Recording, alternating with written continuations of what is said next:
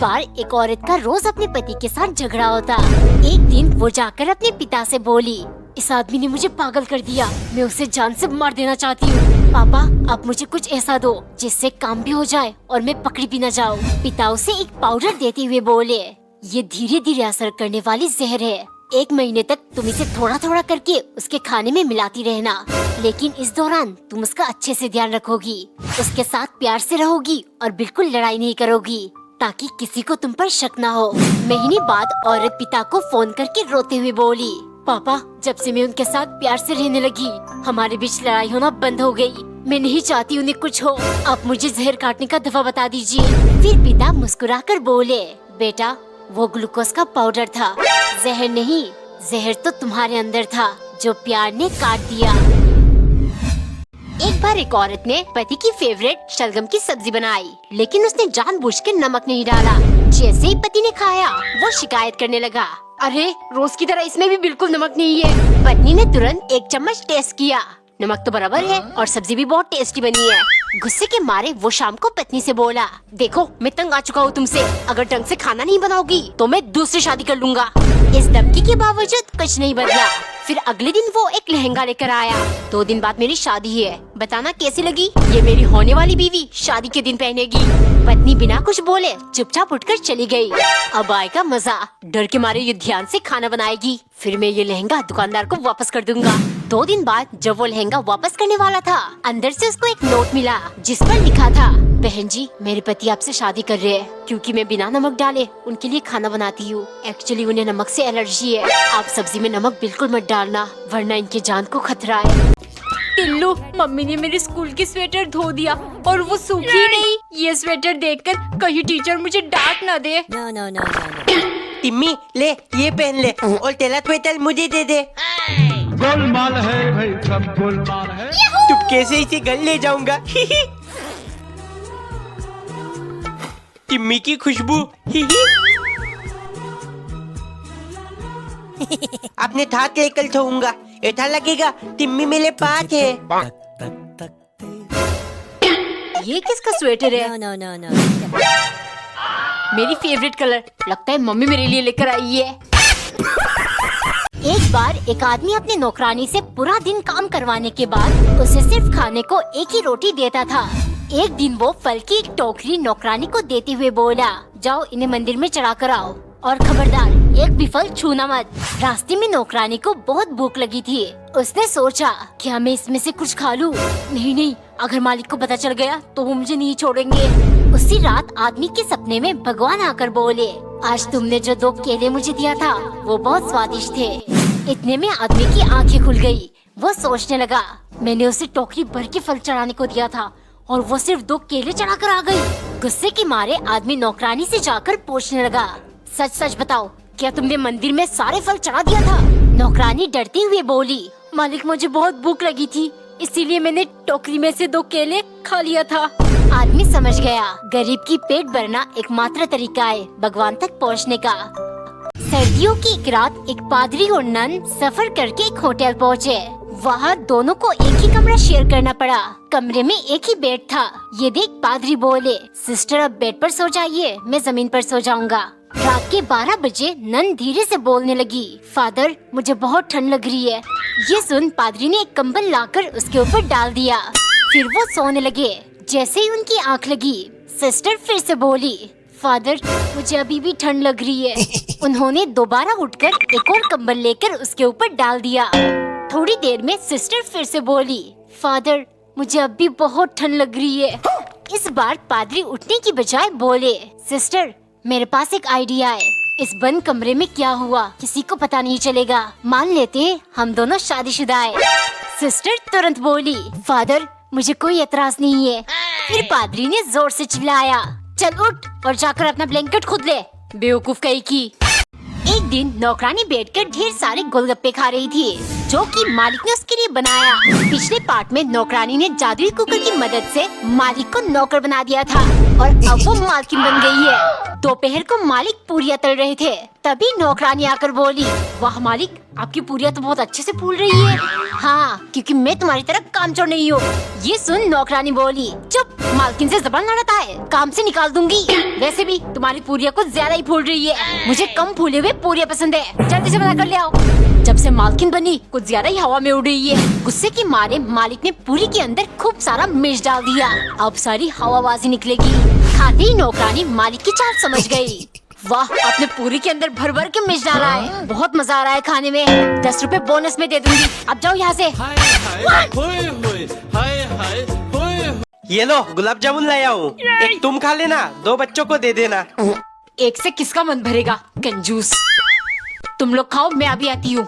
लतगुल्ले गधे, ये गुलाब जामुन है।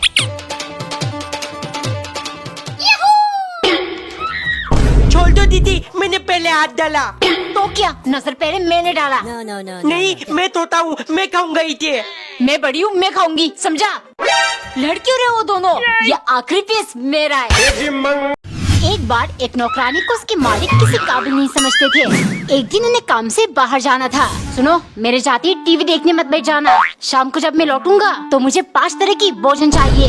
उनके जाते ही नौकरानी काम पर लग गई। उसने पूरा दिन लगाकर बिरयानी, रायता और बहुत सारे डिशेस बनाए। थका हारा जैसे ही वो जाकर सोफे पे बैठी, मालिक घर आ गए। अच्छा, तो तुम आराम फरमा रही हो? उठो और मेरे लिए नींबू पानी बना कर लाओ।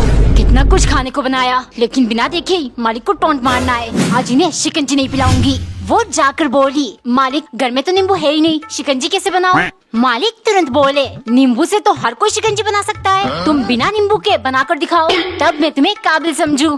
नौकरानी चाल समझ गई। रोज की तरह मालिक मुझे निकम्मा साबित करना चाहते हैं, लेकिन आज नहीं। वो एक खाली ग्लास उनके पास लेकर गई। मालिक, भरा हुआ ग्लास से तो कोई भी पी सकता है, आप खाली ग्लास से शिकंजी पीकर दिखाइए, तब मैं आपको किसी काबिल समझूं। एक महाकंजूस आदमी मरने के हालात में सोचने लगा, अपने तीनों बच्चों में से किसके हाथ में तिजोरी की चाबी दे जाओ ताकि वो मेरी संपत्ति को संभाल सके।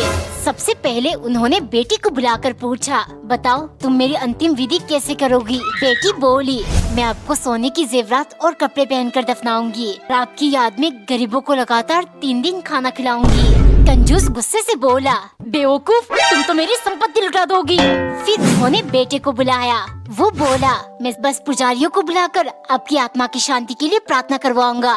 कंजूस जट से बोला, मूर्ख, तुम जानते हो पुजारी कितना खाना खाते हैं?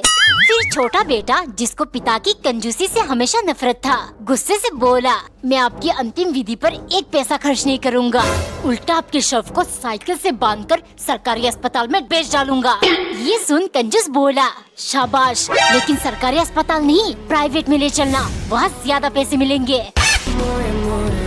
एक दिन पति 3 संतरे लेकर आया। पत्नी अच्छे से छीलकर उन्हें ले आई। उसने 1 संतरा पति को दिया और 2 खुद रख लिया। ये देख पति बोला, अरे मैं इतनी दूर जाकर संतरे लाया, 2 मुझे खाना है। पत्नी तुरंत, नहीं, संतरे मुझे ज्यादा पसंद है, 2 मैं खाऊंगी, अब 1 में ही खुश रहो। 6 घंटे लगातार दोनों में बहस चलती रही। आखिर में पति बोला, देखो 12 बज चुके हैं, सोने का टाइम हो गया, लेकिन जो अपनी नींद से लड़कर सुबह होने तक जागता रहेगा, 2 संतरे उसे मिलेगी। दोनों उल्लू जैसे आंखें बनाकर बैठे रहे। जब सुबह होने को हो रहा था, पत्नी नींद से बेहोश हो गई। ये देख पति हताश हो गया। 2 दिन बाद जब पत्नी को होश आया, वो बोली, बेबी तुम जीत गए, 2 संतरे तुम खा लेना। पति चट से, कैसी बातें करती हो, मेरी वजह से तुम बेहोश हो गई, तुम 2 संतरे खाओगी। फिर दोनों में दोबारा बहस शुरू हुआ। नहीं, तुम्हें 2 संतरे खाना पड़ेगा, मुझे 1 करोड़ रुपए दे दे। खुशी के मारे वो पूरी रात सो नहीं पाई, लेकिन सुबह तक ऐसा कुछ भी चमत्कार नहीं हुआ। पति बोला, अपने दिमाग से ये सब निकाल दो, वास्तव में ऐसा कुछ भी नहीं होता। वो पत्नी को गले लगाकर ऑफिस चला गया। कुछ ही देर में उसे एक फोन आया, मैम आपके पति का एक्सीडेंट में मौत हो गया, आप हॉस्पिटल आ जाइए, इंश्योरेंस के 1 करोड़ रुपए आपको मिलेंगे। पति को दफनाने के बाद औरत अपने आप को कोसने लगी, ये सब मेरी वजह से हुआ है। फिर उसने खिलौने से दूसरी इच्छा मांगी, मुझे मेरे पति लौटा दो। उसी रात कोई दरवाजा जोर जोर से पीटने लगा। बाहर से डरावनी आवाज और उसके पति की खुशबू आ रही थी। पत्नी जान गई पति के साथ कौन सा विपदा आई है। उसने तुरंत अपनी आखिरी इच्छा मांगी और खिलौना गायब हो गई। सब कुछ शांत हो गया। औरत समझ गई, लालच के कारण उसने अपने पति को खो दिया। एक बार एक औरत बहुत डरपोक थी। पति जब भी ऑफिस के काम से दूसरे शहर जाता, पत्नी डर की मारे पूरी रात नहीं सो पाती, क्योंकि उसे लगता था बिस्तर के नीचे कोई है। एक दिन पति को हफ्ते भर के लिए बाहर जाना था। डर की मारे पत्नी का बुरा हाल हो गया। पूरे हफ्ते बिना सोए कैसे गुजारेगी, ये सोच वो एक साइकियाट्रिस्ट के पास गई और सारी बातें बताई।